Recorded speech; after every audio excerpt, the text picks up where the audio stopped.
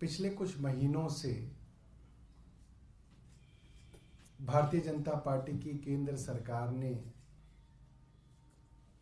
देश के अंदर ऐसा माहौल बनाया है कि जिसको केंद्र सरकार और केंद्र सरकार की एजेंसी किसी भी झूठे मामले के अंदर बुलाएं, वो देश का सबसे भ्रष्ट आदमी है। और एक झूठी पटकथा, एक झूठी स्क्रिप्ट लिख के एजेंसियों का दुरुपयोग पूरे देश में किया जा रहा है, सब देख पा रहे हैं। और रोज टीवी चैनलों पर बैठकर भारतीय जनता पार्टी के प्रवक्ता एक ही बात कहते हैं, बेल क्यों नहीं मिल रही है, बेल क्यों नहीं मिल रही है, बेल क्यों नहीं मिल रही है। मैं समझता हूं देश की जनता को यह बताने का वक्त आ गया है कि बेल क्यों नहीं मिल रही है।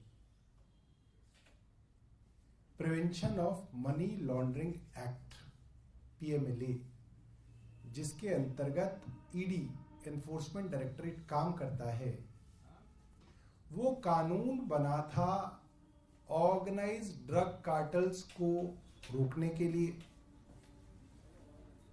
टेररिस्ट नेटवर्क्स को अपना काम करने से रोकने के लिए। मनी लॉन्ड्रिंग के जरिए ड्रग कार्टल्स के अंदर पैसा आता था, हवाला के जरिए उग्रवादी संगठनों के अंदर पैसा आता था।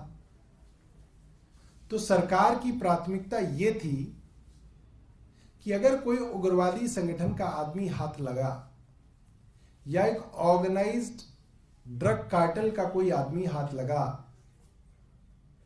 तो उसकी बेल ना हो जाए, कहीं ऐसा ना हो कि वो बेल लेके निकल जाए, देश से भाग जाए, कहीं पे बॉम्ब ब्लास्ट कर दे, सैकड़ों लोगों की हत्या कर दे। इसलिए उसको पहले जेल में जुडिशियल कस्टडी में रखा जाए और तब तक रखा जाए जब तक पूरी की पूरी ट्रायल, पूरा का पूरा मुकदमा खत्म ना हो जाए। तो जब तक पूरा का पूरा मुकदमा खत्म होकर यह बात तय ना हो जाए कि वो आदमी गिल्टी है या नहीं, उस आदमी के ऊपर यह साबित हो जाए कि उसने ये गुनाह किया था या नहीं किया था, या तो वो बेगुनाह साबित हो जाए या वो गुनाहगार साबित हो जाए, तब तक उसको जेल में रखा जाए।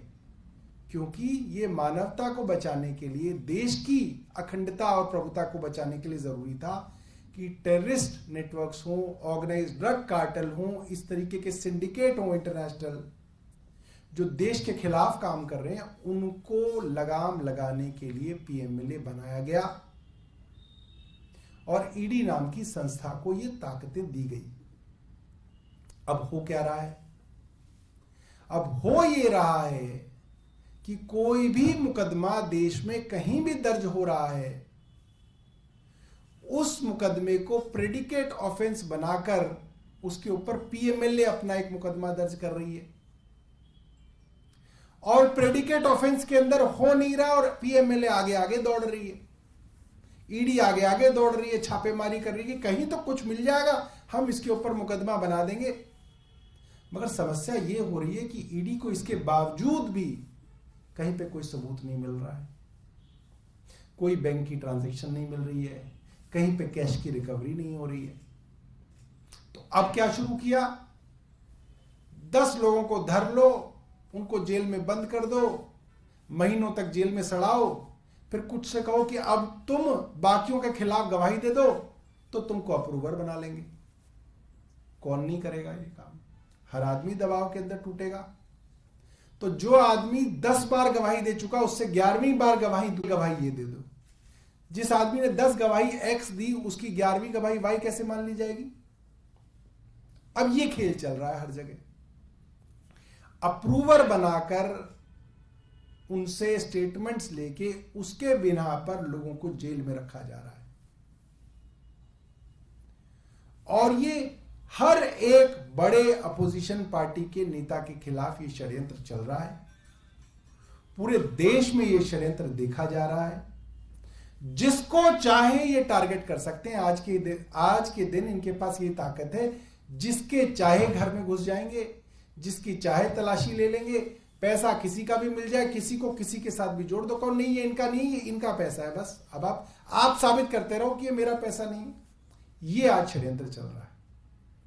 और ये हमने देखा, हेमंत बिस्व शर्मा हो, पेमा खांडू हो, मुकुल रॉय हो, शुवेंदु अधिकारी हो, नारायण राणे हो, छगन भुजबल हो, अजीत पवार हो, प्रफुल्ल पटेल हो, दर्जनों ऐसे बड़े बड़े नेता हैं। ये राष्ट्रीय स्तर के नेता नाम बता रहा हूं मैं आपको, जिनको भारतीय जनता पार्टी ने भ्रष्ट बताया, उनके खिलाफ भ्रष्टाचार की कैंपेन की, उनके ऊपर सीबीआई और ईडी के मुकदमों की शुरुआत की गई और फिर वो भारतीय जनता पार्टी में आ गए।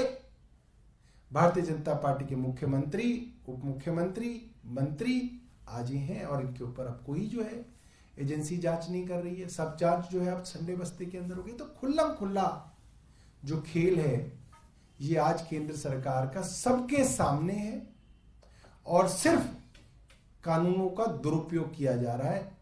ये मैं आपको बताना चाहता था। अब ये जनता को ये बात समझ में आ रही है।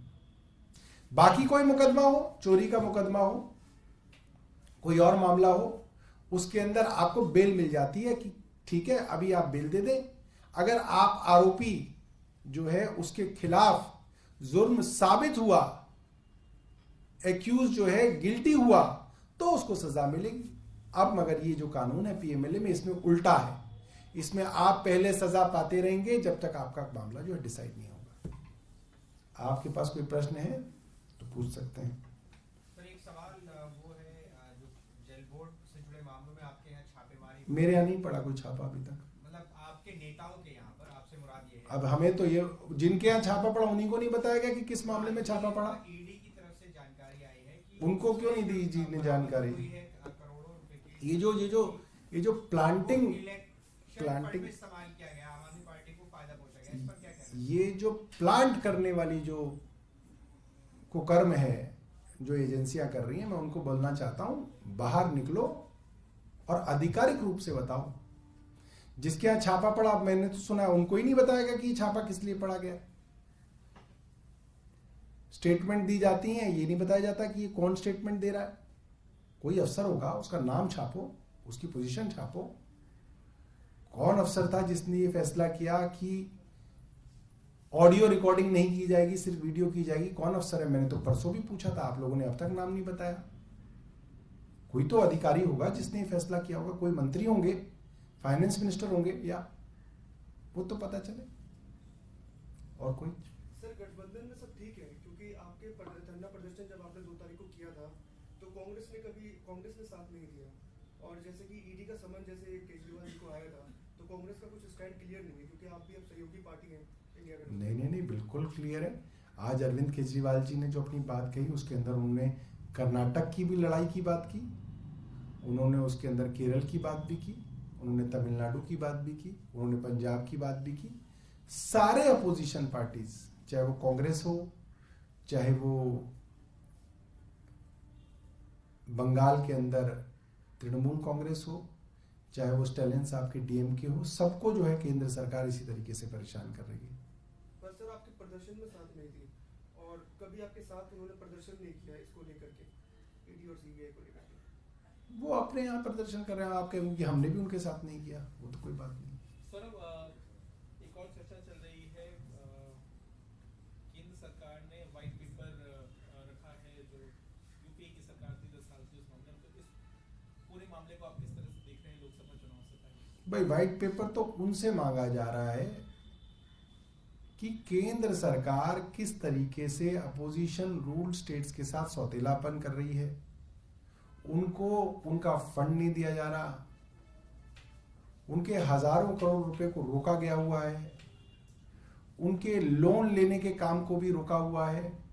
सारी अपोजिशन पार्टी केंद्र से व्हाइट पेपर मांग रही है कि आप व्हाइट पेपर लाइए और दिखाइए कि आप भारतीय जनता पार्टी शासित राज्यों में और गैर भारतीय जनता पार्टी शासित राज्यों के अंदर कोई जो है दुहाथ नहीं कर रहे हैं। ये व्हाइट पेपर लाना चाहिए केंद्र सरकार को। यूपीए वाला व्हाइट पेपर क्या लाके करेंगे?